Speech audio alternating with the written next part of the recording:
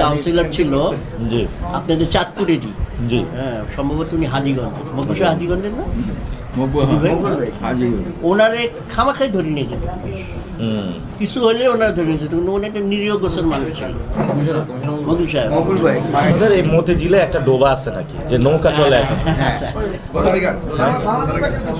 বাংলাদেশ ব্যাংকের পিছনে এটা সংকীর্ণ হয়ে গেছে একটু। হ্যাঁ তো ওইটাকে ভালো করে রিনোভেট করে ঠিক করে এটা তো পুকুর মতন ব্যবস্থা করলে ওইটা হচ্ছে মানুষ যে- যায় একটু বসতে পারতো পাশে। ওটা হচ্ছে যে এটা একটা পার্সোনাল প্রপার্টি, কোথায় ঝামেলা আছে, ঝামেলা মামলা আছে না? ওই জন্য ওইখানে এটা ডোবা ছিল, কত সালে ছিল ডোবা?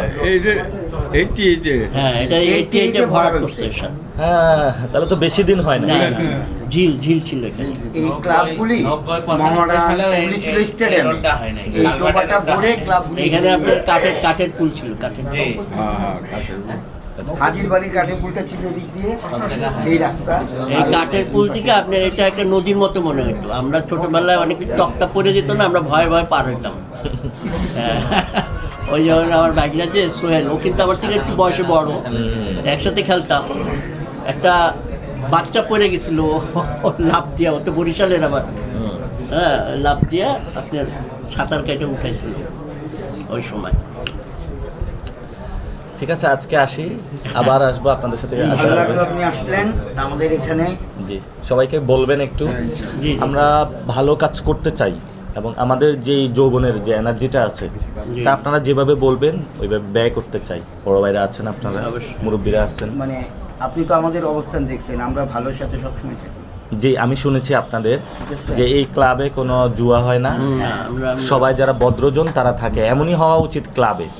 জি। এবং আমি শুনেছি যে ক্লাবের একটা চক্র আছে, অর্থাৎ যারা এই জুয়ার সাথে রিলেটেড জি, জি, তাদের জি। পকেটে টাকা আসে এবং একটা রাজনৈতিক দল তাদেরকে সাপোর্ট দেয়। হ্যাঁ, হ্যাঁ, তো yes. যখনই তাদের এই কাউর উপর অ্যাটাক করা প্রয়োজন, ওই ক্লাব থেকে ফোন দেয় যে সবাই চলে আয়। যেহেতু তাকে একটা ব্যবস্থা করে দিছে টাকার জুয়ার, তো সে হলো জি, তখন ওই তার একটা প্রোগ্রামে স্বার্থ আছে, ব্যক্তি স্বার্থ স্বার্থ আছে, আছে। প্রোগ্রামে চলে যায়। তো এই চক্র যদি আমরা ভেঙে এই মেরিনার্স ক্লাবের মতন যদি সবগুলো ক্লাব বানানো যায় এখন, তাহলে সবাই ভদ্রজন আসবে, আড্ডা দিবে, একটা জি, জি। সোশ্যাল গ্যাদারিং হবে। হ্যাঁ। ওই যে একটা গান ছিল না, কফি হাউসের, সেই আড্ডাটা আজ আর নেই। আগে যে- আমাদের ক্লাবটা এরকম যে আমাদের ফ্যামিলি মেম্বাররাও আসে, যেমন আমার ওয়াইফ, ওর ওয়াইফ মেম্বার কিন্তু ক্লাবে। এই যে একজন বাচ্চা এখানে আসছে, কিন্তু ও কিন্তু অন্য ক্লাবে যাইতে পারবে না। না। আমি কয়েকটা ক্লাবে আগে ওইদিকে গিয়েছিলাম, সিগারেট খাচ্ছে, এরপরে জুয়া টাস খেলতেছে, জুয়া হচ্ছে, সুস্থ কোনো বিকাশের ব্যবস্থা নাই। এখানেও একই অবস্থা, এই ক্লাব বাদে বাকি সবগুলো ক্লাব আমরা এবং এটাকে রাজনৈতিকভাবে সাপোর্ট দেওয়া আমরা হচ্ছে। এমন ভাবে চলছি যে আমার আব্বা আমার আম্মা যে খুঁজতে আসলে ক্লাবে যেন ঢুকতে পারে। জি পরিবেশটা ওইভাবে আমার পরিবেশ। ছেলেরাও কিন্তু আমাকে ডাকতে আসে রুমে এসে করে, হ্যাঁ বাবা বাইরে যেতে। না, এখানে খুবই ক্লিন, সব ভদ্রজন এখানে থাকে। জি, জি, জি। যে আমি তো এই থানা আমির হিসাবে আপনাদের সাথে এতদিন আমরা হেরাল বেরকে নিয়েছিলাম। হ্যাঁ, এখন 10 দলীয় জোট যেহেতু হয়েছে, হুম। আমরা এখন যেটা দাঁড়িপাল্লা ছিল সেটাই সাপলা করি। জি জি জি অবশ্যই। আমরা যেহেতু এখনো 21 তারিখ পর্যন্ত নির্বাচনী মানে আরপিওর বাইন্ডিং আছে, 21 তারিখের পরে আমাদের জনশক্তিরা সবাই আবার নামবে সাপলাকলির হয়ে।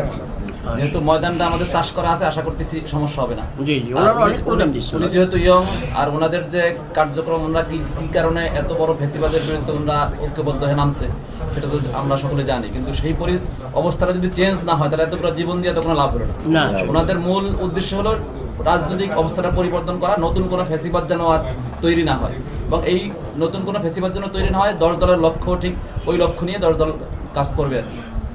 আমরা আপনাদের প্রতি অনুরোধ, যারা আপনারা আমাদের সাথে ছিলেন তারা শাপলাগুলির সাথে নাসিরউদ্দিন পাটোয়ারির সাথে থাকবেন ইনশাআল্লাহ। ইনশাআল্লাহ ইনশাআল্লাহ।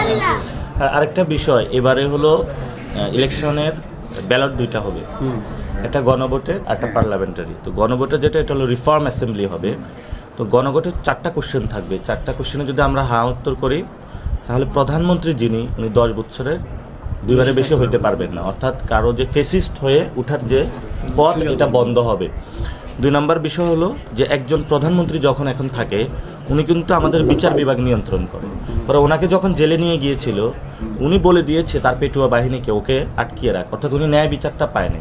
তাহলে এবার যদি সংস্কার হয়, বিচার বিভাগ আলাদা হবে, আলাদা হবে। পার্লামেন্ট আলাদা হবে, দলীয় প্রধান আলাদা হবে। অর্থাৎ এখন পার্লামেন্টে গিয়ে জনগণের যেটা ইন্টারেস্ট, এটা না বলে দলের ইন্টারেস্ট বলা হয়। অর্থাৎ একজন এমপি অথবা মন্ত্রী তার একটা ব্যবসায়িক প্রতিষ্ঠান আছে, ওটাতে বড় একটা অর্ডার লাগবে বা ব্যবসায়িক কোনো সুবিধা লাগবে, ওই অনুযায়ী পার্লামেন্টে হলে বিলটা পাস করায়। তো এই বিষয়গুলো হলো গণভোটে যদি হ্যাঁ জয়ী হয় এটা বন্ধ হয়ে যাবে। জি জি। আর অনেক পরিবর্তন হবে, দুইটা হাউস হবে, নিচে যদি ঝামেলা হয় তাহলে আপার হাউস যেটা ওটাতে গিয়ে ব্যালেন্স হবে, অনেক পরিবর্তন হবে। দোয়া করবেন যাতে দেশটার পরিবর্তন হয়, আর আপনাদের জন্য শুভকামনা যে আপনারা এই পরিবর্তনটা দেখে অবশ্যই। আমাদের তো বয়স হয়ে গেছে, আমরা চাই একটা পরিবর্তন যে দেখে যাবেন এটা তো চিন্তা করতে পারেন নাই, হ্যাঁ চিন্তার বাহিরে ছিল। জেল থেকে স্যার আমাকে যেতে দিচ্ছেন, জেল থেকে যে বেরোবো